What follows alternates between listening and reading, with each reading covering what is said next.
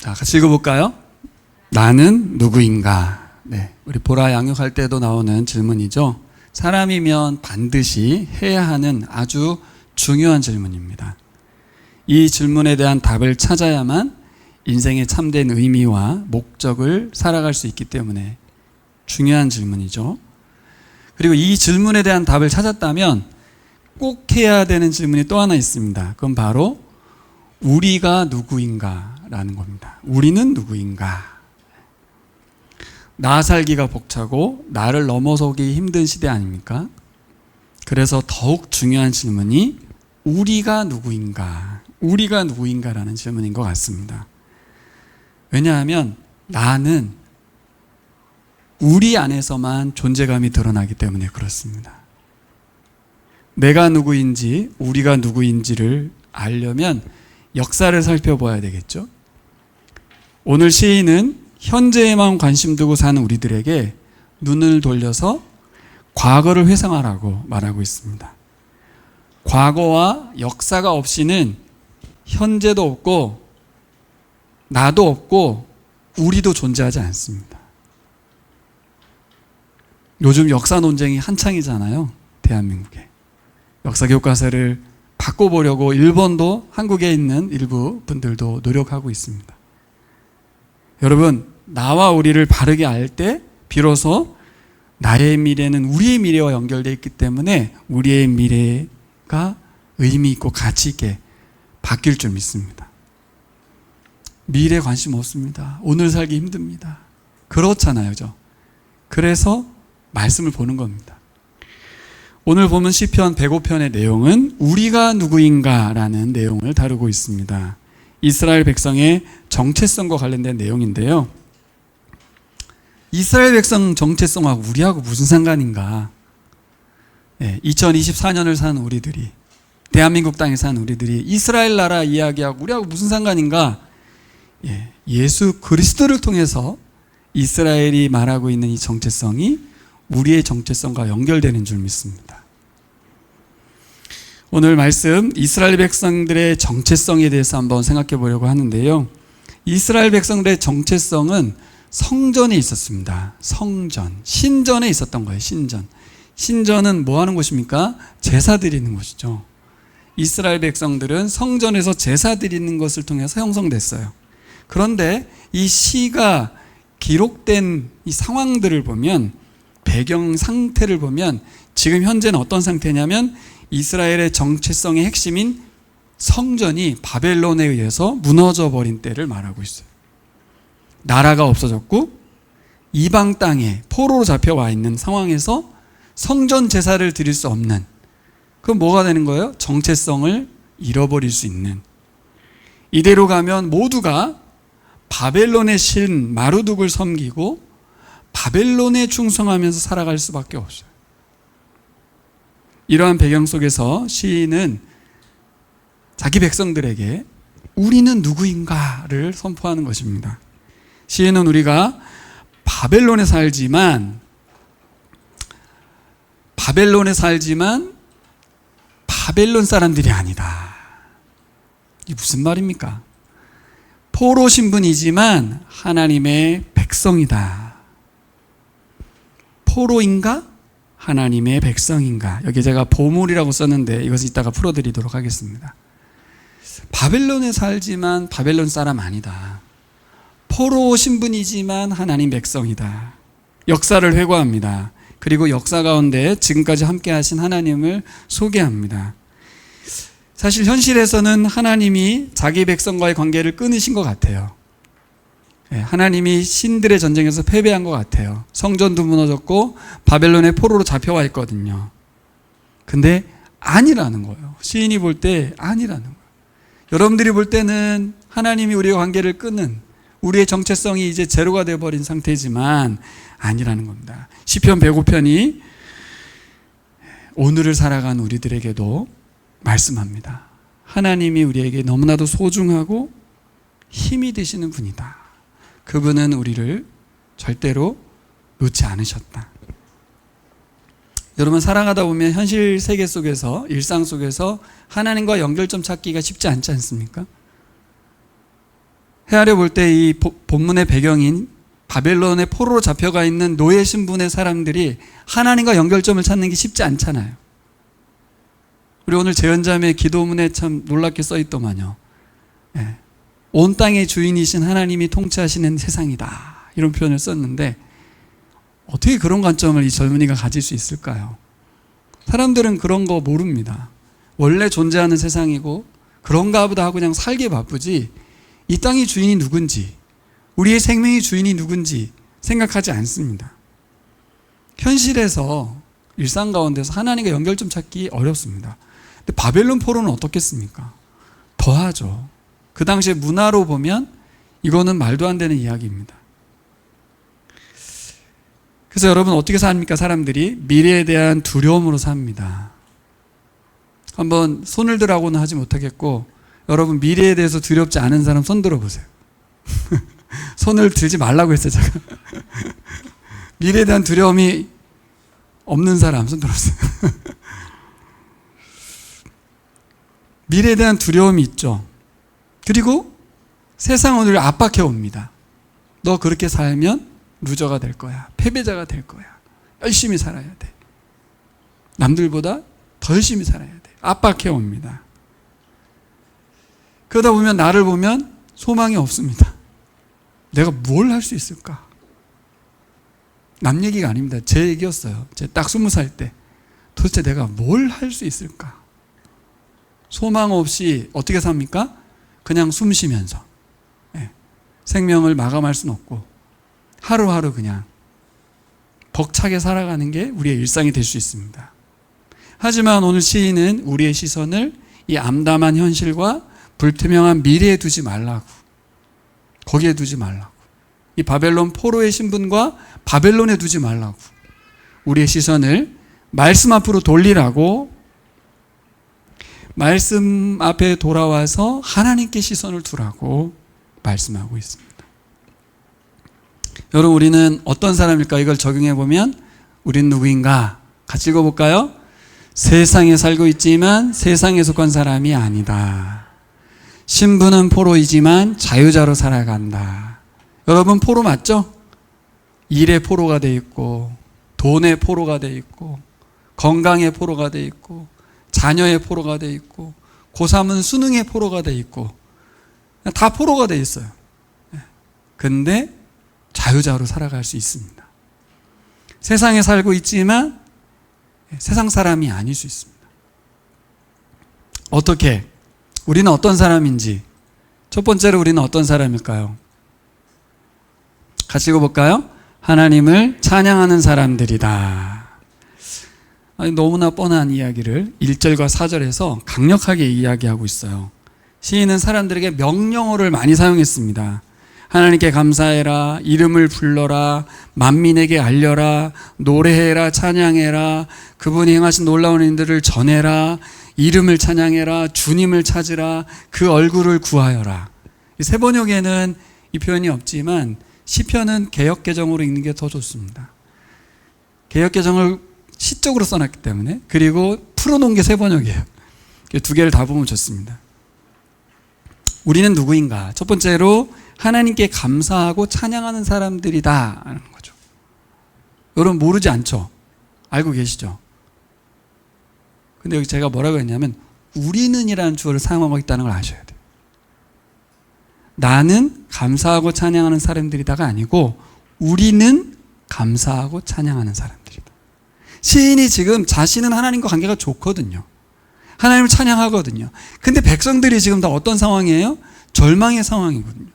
그들에게 정체성을 깨우고 우리가 어떤 사람들인지를 알리고 싶은 거예요.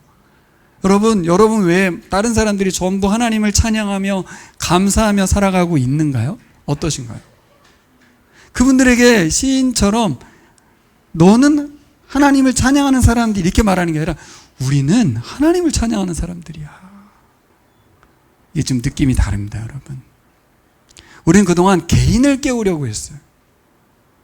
근데 이 개인이 우리와 함께하고 있다는 것을 자꾸 놓치게 만드는 거예요.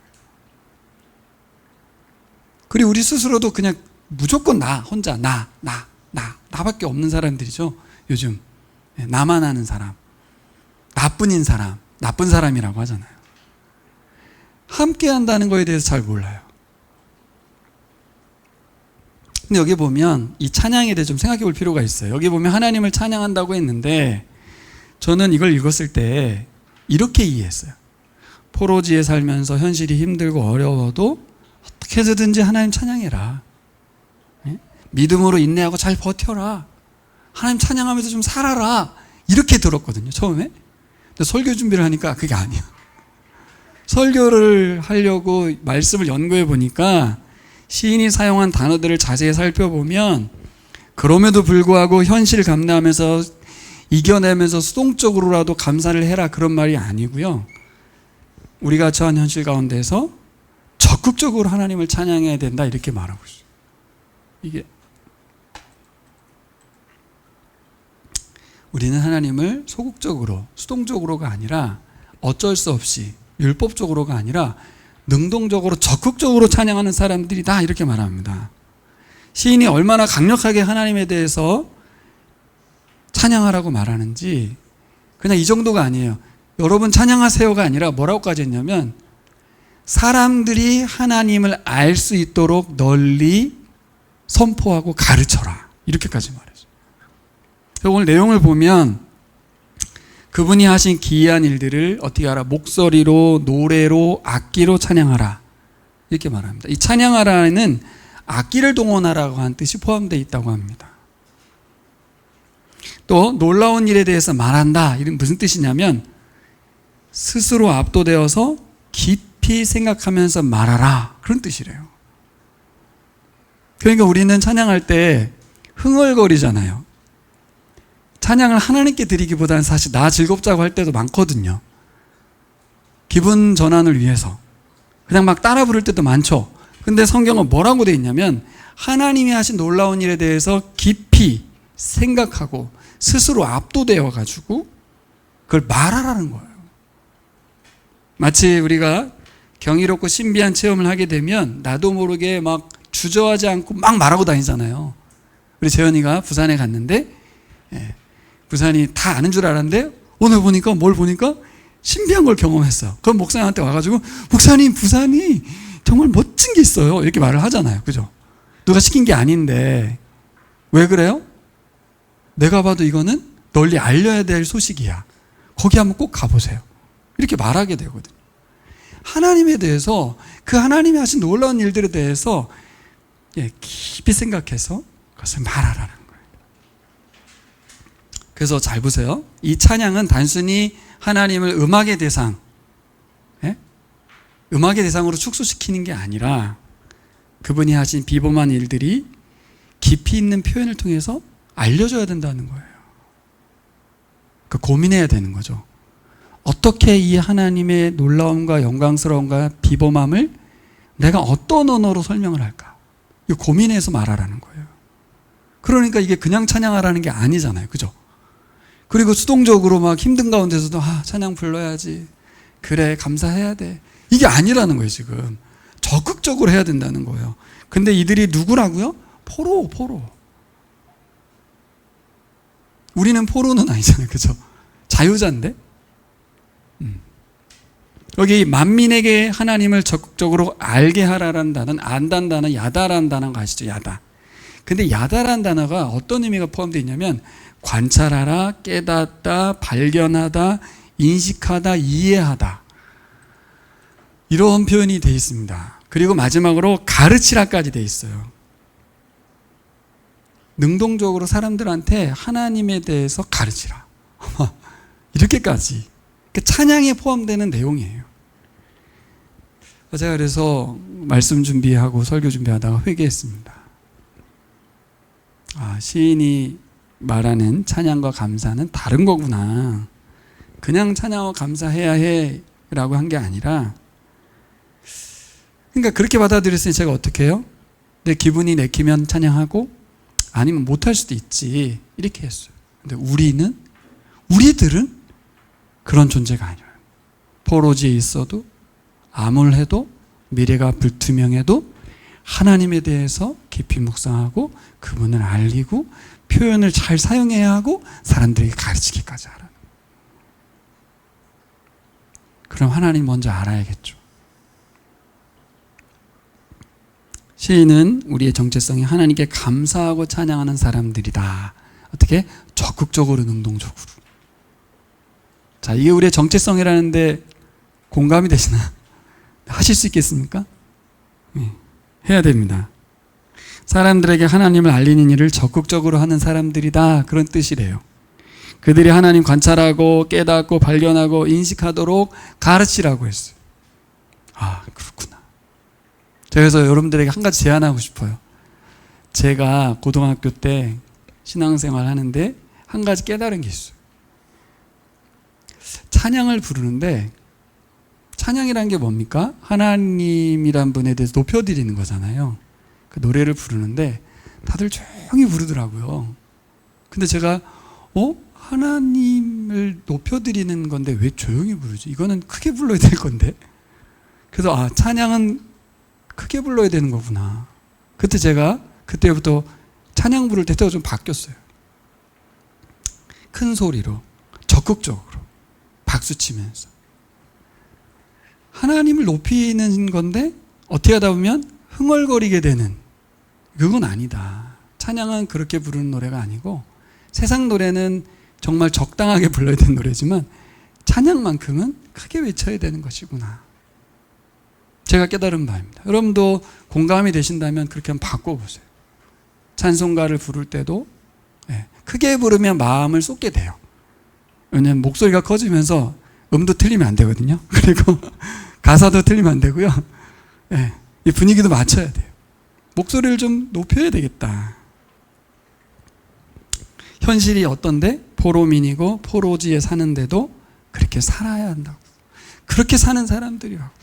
그래야 우리는 바벨론에 사는 사람이지만 바벨론 사람 아니고 하나님 백성이라는 겁니다. 할렐루야. 우리는 그동안 하나님 백성이라는 말을 뭘 해야 한다고 생각했잖아요. 착한 일을 해야 한다. 그렇죠. 근데 하나님을 크게 높이는 사람이 하나님 백성입니다. 제가 머리를 한 대 얻어맞은 기분 아니겠어요? 그렇죠? 그래서 저에게 큰 위로와 격려가 됐습니다. 이 암담한 현실을 보지 말라고 제가 늘 설교하잖아요, 여러분들한테. 근데 제 자신을 돌아보니까 현실에 많이 매여 있는 저를 보는 거죠. 그래서 자꾸 형식이 되어져 가는 예배, 노래 부르는 것, 저를 깨웠습니다. 하나님, 먼저 우리가 하나님을 관찰하고 깨닫고 발견하고 인식해야 사람들한테 알려줄 거 아니에요. 그렇죠? 사람들은 그렇게 하는 게 찬양이라면서 하나님께. 그럼 내가 먼저 그래야죠. 타인에게 알리기 앞서서 먼저 시인과 같은 마음으로 그 정체성으로 하나님을 찬양하고 예배하기를 소망합니다. 또 하나 생각할 건 뭐냐면 우리의 신앙의 동역자들, 친구들에게 또 우리 신앙 후배들인 우리 저쪽에 있는 우리 다음 세대들에게 시인처럼 말하라는 거예요.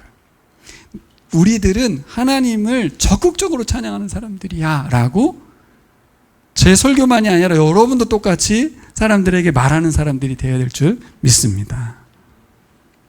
그러니까 시인은 그렇게 살고 있겠죠. 그러니까 또 노래를 했겠지만 우리도 마찬가지일 것 같습니다. 그러면 좀 생각해 봐야겠죠. 시인은 도대체 어떻게 이렇게 강력한 명령을 사람들에게 요구할 수 있었을까? 자기가 하니까 그거 말고 이 포로지에서 이 상황이 암울한 상황에서 어떻게 적극적으로 찬양하라고 이렇게 강력하게 말할 수 있을까? 그리고 또 하나 궁금한 건 실제 그 상황에서 감사와 찬양할 수 있는 건가? 그게 가능한 건가? 라는 의문이 들죠. 알겠어. 우리 정체성도 알겠고 해야 된다는 것도 알겠는데 실제 할 수 있느냐 이 문제잖아요. 그래서 두 번째 우리가 생각해 봐야 될 거는 우리는 어떤 사람들이냐? 하나님을 자랑하는 사람들입니다. 근데 저 자랑한다는 말에 사실은 가로가 필요해요. 제가 썼다가 지웠는데 3절에 보면 여호와 이름을 자랑하라고 합니다. 포로지에 와 있는데 지금 이들의 정체는 포로 신분인데 그들이 섬기는 신의 이름을 사람들에게 알리라고 말해요. 고난과 어려움 중에도 고통 중에도 자신의 신을 자랑한다고요? 바벨론 마루두기에 졌는데 하나님이 그러니까 여러분, 우리가 찬양을 할 때 찬양의 근거를 어디에 두냐면 우리에게, 나에게 둡니다. 우리에게 둡니다. 시인은 하나님 자랑의 근거를 이스라엘 백성에게 찾지 말라고 합니다. 자랑의 근거는 뭐냐? 하나님의 약속입니다. 따라해볼까요? 하나님의 약속. 네. 하나님을 자랑할 수 있는 이유는 하나님의 약속 때문이에요. 이 하나님이 하신 약속을 하나님이 어떻게 하냐면 지키세요. 약속을 지키는 하나님을 우리는 신실하신 하나님이라고 말하거든요. faithfulness라고, 충직한 하나님. 약속을 반드시 지키시는 하나님. 그래서 그 하나님 우리는 자랑합니다. 자, 이 하나님께서 이스라엘에게 언약을 하셨거든요. 그 언약을 지키는 분이라는 거죠. 그래서 이스라엘은 언약의 당사자가 되었고요. 수혜자가 됐습니다. 이 언약이라는 게 좀 독특한 게, 언약이라는 게 쌍방간에 이루어지는 거지만 이 하나님의 언약은 일방적이었어요. 어떤 언약이었냐면 자격 없는 자에게 베푸신 하나님의 무한하신 사랑이었어요. 이스라엘에게 주셨던 언약이 예수님 통해서 우리에게도 연결되죠. 우리도 언약 당사자가 됩니다. 시인이 자랑하는 하나님의 약속, 그리고 그 성취가 예수님 안에서 우리 안에 연결되어 있습니다. 여러분, 저는 그렇게 생각합니다. 여기 계신 분들 모두가 신약 성경의 비유로 나왔던 1만 달란트 빚진 자 아시죠? 그 1만 달란트 빚진 자였던 빚쟁이가 우리였어요. 근데 어느 날 그 엄청난 빚을 탕감받은 사람들이 지금 여기에 있는 거예요.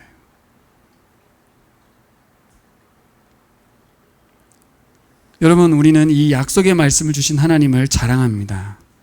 오늘 성경 본문에 보면 그 시작을 누구로 시작합니까? 한 사람, 아브라함을 불러서. 이 아브라함을 통해서 어떤 약속 줬어요? 너를 통해서 민족을 이룰 거라고 그랬거든요. 그 약속대로 하나님께서 어떻게 하셨습니까? 민족을 이루십니다. 그 과정을 우리가 잘 알잖아요. 오늘 시인이 그 경이로운 역사를 노래해요. 계속 고백합니다. 근데 여러분, 그 과정을 잘 보면, 성경을 잘 보시면 그 과정을 살펴보면 마냥 감사하고 찬양하고 기뻐해야 될 순간만 있진 않아요. 자, 보세요. 저를 보세요. 약속이 있고 약속이 실현되는데 이 과정에서의 상황들은 굉장히 힘들고 어렵습니다. 절망적이고 암담하고 고통스럽고 힘들었던 시간들이 더 많아요. 실제 이 찬양의 내용을 보면 그래요. 근데 시인은 그 순간들이 하나님 약속을 시행하는 과정이라는 거예요. 하나님 주도하셔서 일으키신 상황이라고까지 말해요. 그 암울했던 상황이. 이거 해석을 잘해야겠죠. 우리가 오늘 현재를 살아가는데 되게 암울한 상황에 처했어. 너무 힘들어. 마치 정말 생을 어떻게 할 만큼 힘들어. 근데 그걸 하나님이 주도하셨다는 거예요. 이유가 있었다는 거예요. 그렇기 때문에 자, 이 말씀을 읽는 우리 후손들이, 이스라엘 후손들이, 또 우리 교인들이 어떠한 상황 속에서도 하나님 자랑할 수 있다, 이렇게 주장하는 거예요. 12절을 보시면 11절에 보면 하나님의 약속은 정말 고맙고 감사하긴 한데 그때 이스라엘의 조상의 현실이 뭐였냐? 나그네였다라고 나옵니다. 나그네. 이 민족 저 민족에게로 떠돌아다니는 떠돌이였다. 그 이유가 뭐라고 나왔습니까? 사람 수가 극히 적었기 때문이다. 엄청 적은 인원이었죠. 하나님의 약속은 이 소수의 인원을 통해서 민족을 이룰 거라고 약속한 겁니다. 근데 16절에 보면 또 뭐가 나옵니까? 하나님은 그 약속의 땅에 뭘 들게 합니까? 기근이 들게 합니다. 왜 기근인지도 나왔죠? 그들이 양식을 의지하기 때문에 끊으셨다는 거예요. 다 써 있습니다. 그렇죠? 우리들이 처한 현실도 그렇습니다. 인원이 적어요. 우리 교회는 인원이 적죠. 한 15명 정도 됩니다. 그리고 우리들은 어떻습니까? 일상에서 모두 돈을 의지합니다. 하나님은 그나마 적은 인원인데 어떻게 하냐면 적은 인원의 위기를 불어넣는데, 자, 하나님 약속은 했는데 어떤 일이 벌어져요? 사라가 불임. 그리고 늙어가요. 경수가 끊어졌어요. 그 다음 그 아들 이삭은 결혼 몇 살에 하냐면 엄마 아빠가 그렇게 부림했으니 빨리 결혼해서 애를 낳아야 될 거 아니에요. 10대 때 애를 낳을 수 있는 거잖아요. 40이 넘어도 결혼을 못 합니다. 그리고 이제 40 넘어서 아들 둘을 낳잖아요. 쌍둥이 둘. 근데 쌍둥이 둘은 또 우열경정하다가 서로가 죽이려고 해요. 소수인데 계속 위기가 오는 거예요. 또 땅을 소유하지 못했던 이 사람들에게 곡식을 하지 않도록 기근을 주셨다는 거예요. 땅도 없는데 소작으로 사는데 기근까지 왔어요. 뭐예요? 돈줄을 죄는 거예요. 우리한테 돈을 안 줘버리시는 거예요. 우리 교회도 조금 어려워진 상황인데 하나님 돈줄을 재시는구나. 네. 뭐예요? 돈이 좀 있으면 마음이 풍요롭거든요. 기도할 필요가 없죠. 돈 쓰면 되니까. 돈줄을 재면 주님 돈 좀 주세요. 이렇게 기도하게 됩니다. 근데 이게 중요한 게 아니라 어떤 상황이 벌어지냐면 우리가 연약하구나. 하나님의 도움이 필요하구나. 하나님과의 관계로 돌아가요. 참 신비하죠. 하나님이 왜 약속 가운데서 이런 상황을 펼쳤는지 설명하고 있는 거예요, 시인이 지금. 돈을 의지하지 못하도록 돈줄을 재시면서 뭘 보여줍니까? 도저히 사람의 계산으로는 민족을 이룰 수 없다. 나라를 이룰 수 없는 거라고 인정하게 만드는 거예요. 이런데 이게 민족이 됐다고? 이게 가능해? 예. 환경에 굴복하는 사람들이 아니라 하나님 약속을 신뢰하는 사람들. 어떤 사람들? 환경에 굴복하지 않는 하나님 약속을 믿고 믿음으로 살아가는 사람들. 그 사람들 만들려고 했다는 겁니다. 우리도 마찬가지죠, 지금. 지금의 현재 우리가 이렇게 성장하고 하나님 알고 예배하게 되었어요. 그렇죠? 어떻게 우리가 이렇게 이 자리까지 왔습니까, 여러분? 여기 어떻게 이 자리에 예배하고 계십니까? 여기 예배 자리에 못 온 분도 계시거든요. 장기적으로 예배를 못 드리고 있는 분들이 계세요. 그분들 왜 못 드립니까? 어떻게 여러분들 여기서 예배 드리고 있습니까? 약함 속에서, 고난 속에서 하나님을 경험하면서 믿음이 생기고 믿음이 성장했기 때문에 여기 있는 거예요. 그 고난과 약함 속에서 믿음이 성장되지 않았다면 풍요를 쫓아가게 되고 굳이 하나님 앞에 주일날 여기 와가지고 앉아있을 이유가 없어져요. 하나님을 더 알아가는 상황 속에서 어떤 일이 펼쳐졌습니까?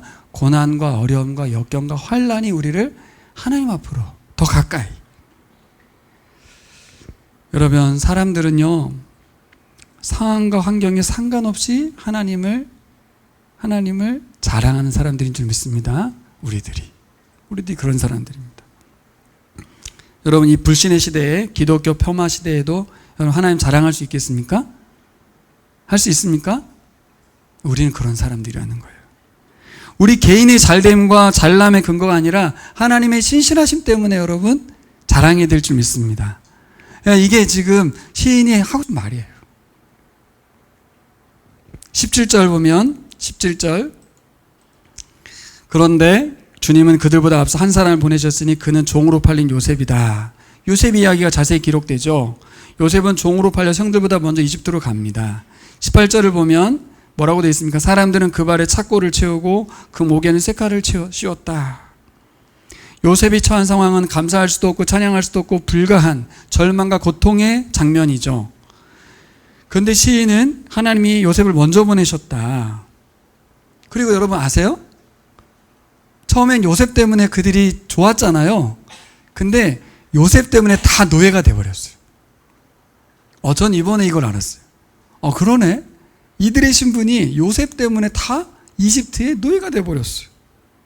그 후손들도 다 노예가 돼버렸어요. 절망적이지 않습니까? 좋았다 말은 거죠. 이 시기를 사는 사람, 이집트에서 살아가는 이 이스라엘 민족들은 완전 절망의 시기입니다. 우리나라 일제강점기 같은 순간이에요. 그 시절을 사는 사람은 너무 고통스러워요. 하나님은 없어. 거기서 어떻게 하나님을 찬양해? 그럴 상황들이거든요.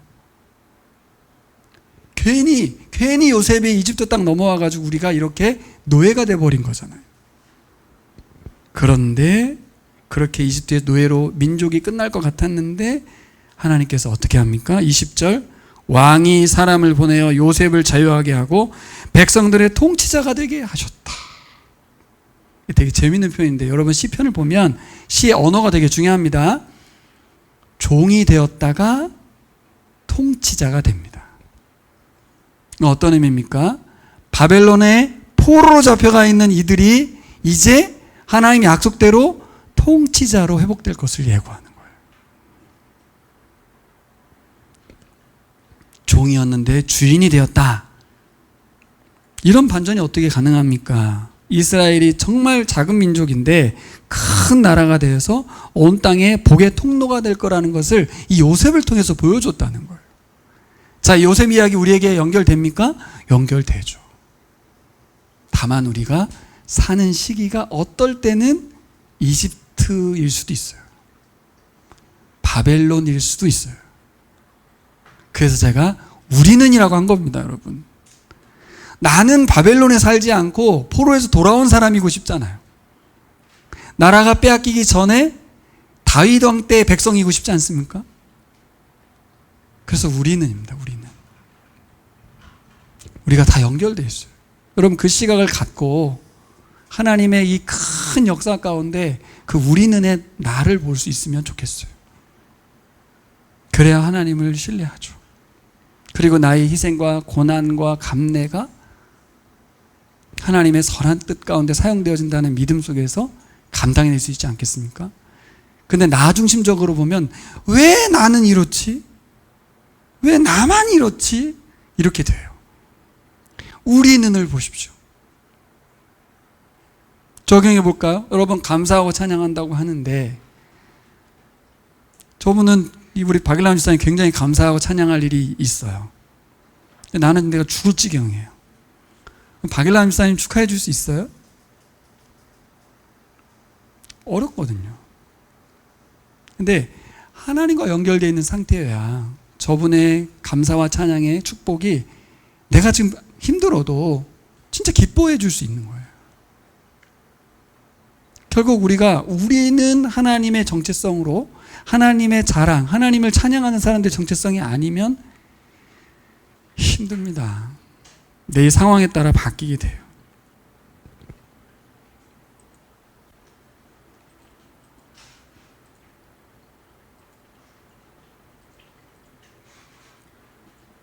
자, 그래서 하나님께서 우리에게 주신 이 말씀들을 생각해 보면서 오늘 말씀이 뭐라고 되냐면 이스라엘 백성들은 어떻게 돼요? 결국 이집트 왕에게서 보물을 얻어서 출애굽을 하죠.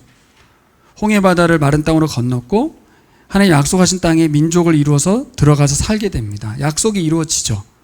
이거를 누가 알고 있어요? 포로민에 잡혀와 있는 바벨론 땅에 잡혀와 있는 사람들이 이 자기 조상들의 역사를 아는 거예요. 그렇죠? 이 이야기는 뭐와 연결됐냐면 이제 바벨론의 자기들도 출애굽하듯이 바벨론 할 거를 하나님 말씀하시는 거예요. 자, 근데 이스라엘을 이렇게까지 훈련시킨 이유, 바벨론에 우리가 여기 와 있는 이유가 45절에 써 있어요.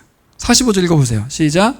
그들에게 그의 율례를 지키고 그의 법을 따르게 하기 위함이었다. 할렐루야. 네. 할렐루야는 저기 써 있는 거예요, 원래. 하나님을 찬양합시다. 그런 뜻이잖아요. 왜 그랬냐? 그의 율례를 지키고 그의 법을 따르게 하려고. 약속을 이루신 하나님 자랑한다는 게 무슨 뜻일까요? 그건 뭘까요? 축복받은 백성으로 감사제사 잘 드리고 우월감에 사로잡히는, 야, 우리 이스라엘 민족은 하나님의 선민이야. 니들은 다 죽어야 돼. 우리만 사랑하셔. 이거 아니라는 거죠. 뭡니까? 하나님의 뜻과 목적이 담긴 말씀을 실현하는 나라를 세워라. 그거 하라고 지금까지 하나님이 포기하지 않으신 거고 우리를 위해서 일하신 겁니다. 우리에게 주신 돈, 건강 이런 거 마음껏 누리라고 주셨죠. 그렇지만 궁극적은 뭐예요? 하나님 뜻과 목적이 담긴 이 말씀을 실현해내라고, 그 나라 세우라고. 근데요, 이스라엘 백성이 그 나라를 못 세웠어요. 자기 배불렀어요. 그래서 바벨론에 망하는 겁니다. 이 역사를 다시 회고하는 거예요. 반복됩니다. 똑같아요. 우리 그리스도인들도 구원받았어요, 복받았어요, 성공했어요, 높이 올라갔어요. 그런데 하나님의 말씀이 실현하는 나라, 하나님 나라에 살지 않으면 또 다시 스스로 어디로 가는 거예요? 광야로 가는 거예요. 고난의 길로 들어서야 돼요. 정신 차려야 되니까. 그게 우리의 존재의 목적이 아니니까. 그래서 하나님께서 다시 바벨론으로 그래서 바벨론에서 돌아와서 나라를 세우고 하나님의 뜻을 펼치라고. 오늘 시인은 그래서 우리가 하나님이 어떤 분이신지를 알아야 한다고 말하고 있습니다. 그래서 이제 우리가 세 번째 정체성을 올바르게 알아야 되는데요. 바로 세 번째 정체성은 뭐냐? 같이 읽어볼까요? 시작. 우리는 하나님의 보물입니다. 출애굽기 19장 5절과 6절인데요. 우리 나만의 교우들은 이 말씀은 성경에서 가장 중요한 말씀이기 때문에 다 아셔야 됩니다. 같이 읽어볼까요? 시작. 이제 너희가 정말로 나의 말을 듣고 내가 세워진 언약을 지키면 너희는 모든 민족 가운데서 나의 보물이 될 것이다. 온 세상이 다 나의 것이다.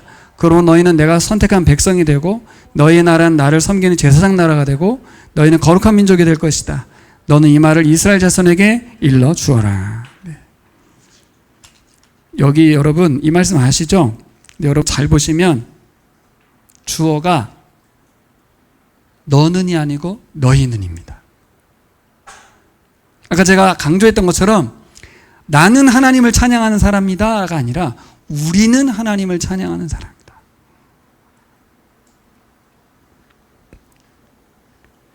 나는 하나님의 보물이 아니라 우리는 하나님의 보물이다. 성경을 너무나 개인주의적으로 읽게 됐죠. 그렇게 개인적인 적용이 습관화되어 있습니다. 여러분 다시 시편 105편 14, 15절 보세요. 돌아와서 자 보세요. 같이 읽겠습니다. 그러나 주님께서는 아무도 너희를 억누르지 못하게 하셨고 너희를 두고 왕들에게 경고하기를 내가 기름 부어 세운 사람에게 손을 대지 말며 나의 예언자들을 해치지 말아라 하셨다. 여기 보면 너희를입니다. 근데 묵상할 때 우리는 나를이라고 묵상을 해요. 하나님은 항상 어디에 관심 있어요? 이스라엘 백성 전체에게. 나그네이고 소수이고 힘없는 사람들이었어요. 근데 그들을 뭐라고 표현했습니까? 저기 빨간 거 보세요. 빨간 글씨. 내가 기름 부어 세운 사람. 이렇게 되어 있습니다. 저 기름 부었다라는 말이 무슨 말입니까? 구약에 기름 부었다는 것은 왕과 제사장과 예언자에게만 기름을 부었어요. 공식적으로 그런 사람들에게만. 누구를 하나님께서 기름 부었다고 말했냐면 이스라엘 백성 전체를 말했어요. 놀랍지 않습니까? 여러분 이 시편을 묵상하면서 그렇게 적용이 되지 않아요? 환난과 어려운 가운데서도 막 찬양하고 하나님 자랑하는 사람들은 목사님이나 선교사님이나 믿음 좋은 어떤 사람들이 해야 될 일이라고 생각하지 않습니까? 근데 시인은 아니라고. 여러분 다 하는 거라고. 이스라엘 백성 다 하라고. 왜? 하나님이 이스라엘 백성 전체를 하나님의 제사장으로, 하나님의 거룩한 나라로, 민족으로 세웠기 때문에. 이 전체가 없이 나는 의미가 없습니다, 여러분. 우리가 없이 나는 존재의 의미가 없어요. 가족이 없이 내가 너무 괴롭고 힘든 것처럼 고아로 사는 것이 얼마나 힘듭니까? 그래서 예수께서 십자가에 죽으시고 부활하신 다음에 이 땅에 남겨놓으신 게 뭡니까? 살아계신 예수 그리스도의 성육신이 교회입니다. 교회. 예수님은 교회를 위해서 십자가에 죽으셨다. 바울은 그렇게 해석했어요. 기름 부은 자를 손대지 말라. 너희 왕들에게 경고했다는 거예요. 세상 왕들 절대로 이스라엘 백성들 건들면 안 돼. 이 말이 뭡니까? 음부의 권세가 교회를 이길 수 없다. 마태복음 16장에 말했잖아요. 하나님이 보호하시는 당신의 자녀들이고 사명자들이다. 여기서 주목할 건 뭐예요? 내가 아니라 우리. 여러분 개인적으로 한번 보세요. 자기 자신을. 또 옆 사람을 보세요. 그러면 비교됩니다. 나는 보잘것없고 옆 사람은 되게 탁월해 보입니다. 저 사람 굉장히 믿음 좋아 보이고 나는 믿음이 별로인 것 같습니다. 실제 나만 보면 상대방들이 굉장히 부족해 보여요. 너무 재밌는 비유를 우리 조용수 목사님 한번 들은 적이 있어요. 우리 같이 모임을 하는데 항상 우리 편을 보면 보잘것없어 보인대요. 그래서 예를 든 게 한화 얘기를 하더라고요. 한화를 보면 진짜 미약해 보이고 유약해 보인다는 거예요. 근데 다른 팀을 보면 다 세 보인대요. 진짜 그렇더라고요. 제가 좋아하는 우리 축구선수 손흥민 선수가 작년에 토트넘에 4위를 했거든요. EPL에서. 근데 제가 토트넘 경기만 보면 정말 못해. 왜 이렇게 못하나 몰라. EPL에서 제일 못하는 것 같아. 근데 4위를 했어. 이 비유 무슨 말인지 알겠죠? 우리 스스로를 보면 우리는 진짜 아무것도 아닌 것 같아. 진짜 작아 보이고 별거 아니야. 늘 잘못하는 것 같아. 우리 편은 늘 그래 보인다는 거예요. 그래서 그러네. 우리 편은 늘 그렇게 보이네. 똑같죠? 나는 진짜 아무것도 아닌 것처럼 보여. 근데 저 사람은 되게 높아 보여. 이걸 비교하면서 우리는 보잘것없어 보입니다. 여러분, 우리가 될 때 개인의 탁월함이 사라지고요, 우리의 연약함도 사라집니다. 우리 부족함도 사라져요.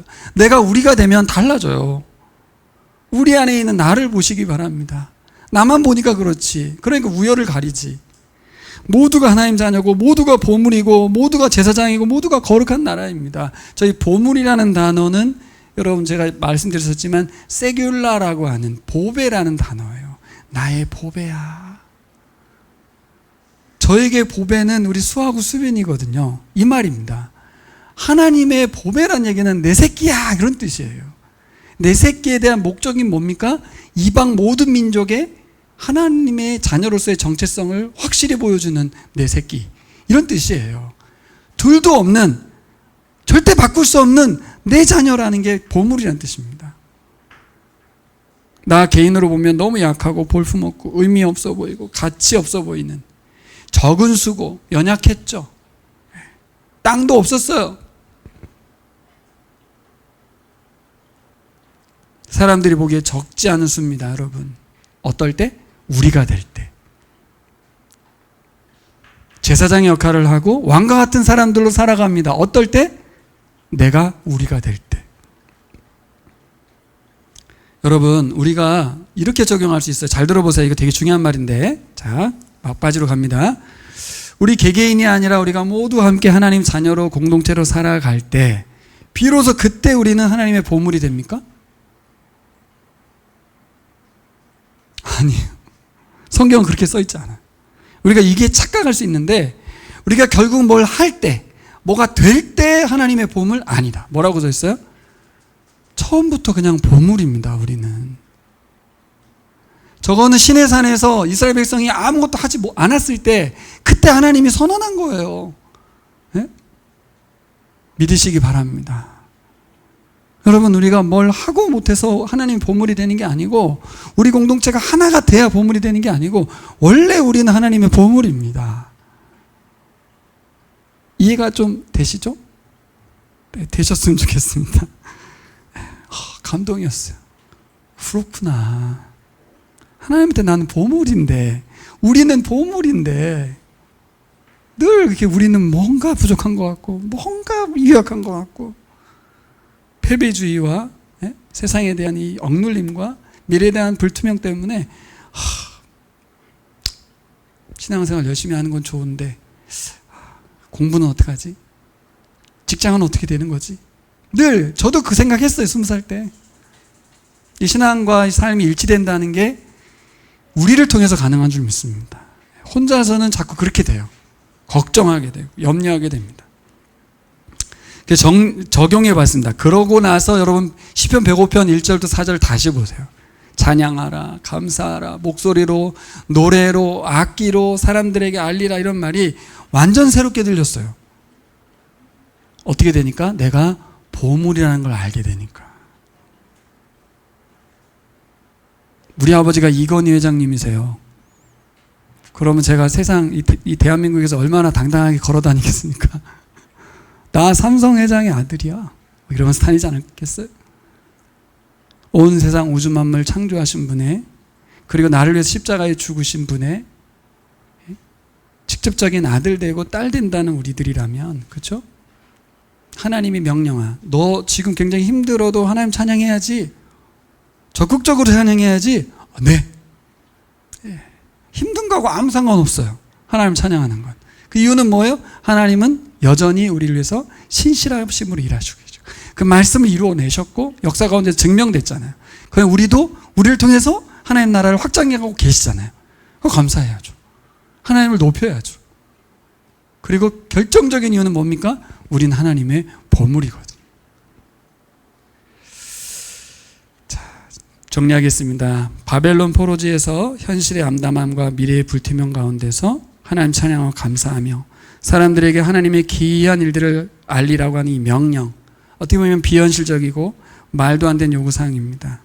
하지만 하나님 말씀은 땅에 떨어지고 허공에 날아가지 않아요. 하나님 입에서 나오는 그 순간부터 지금까지 계속해서 이루어졌습니다. 누구를 통해서? 하나님의 보물들을 통해서 그 일이 이루어졌습니다. 약속대로 예수님을 보내주셨고 모든 민족이 구원에 이르게 되었습니다. 오늘 이 자리에 우리 중국인 자매가 두 분이나 앉아 계시잖아요. 어떻게 이런 일이 생겼습니까? 저들에게 어떻게 믿음의 길이 열렸습니까? 하나님 약속이 실현됐기 때문인 거예요.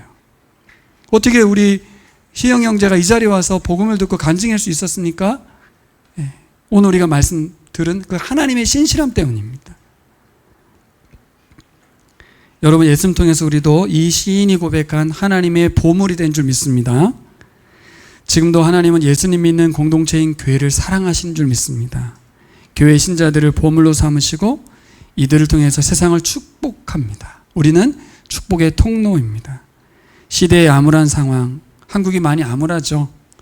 개인적인 고난과 어려움이 있죠. 하지만 오늘 요셉의 인생을 통해서 일하셨던 하나님이 우리 하나님이 되기를 소망합니다. 우리가 이제 9월 1일인데요. 하반기에 또 새로운 인생을 출발했으면 좋겠습니다. 이전과 다른 새로운 인생은 하나님과 함께 말씀 읽고 묵상하면서 교회의 정체성을 살아가기를 소망합니다. 그리고 하나님 세워가신 나라가 확장되고 우리 삶 속에 펼쳐지는 걸 보기를 소망합니다.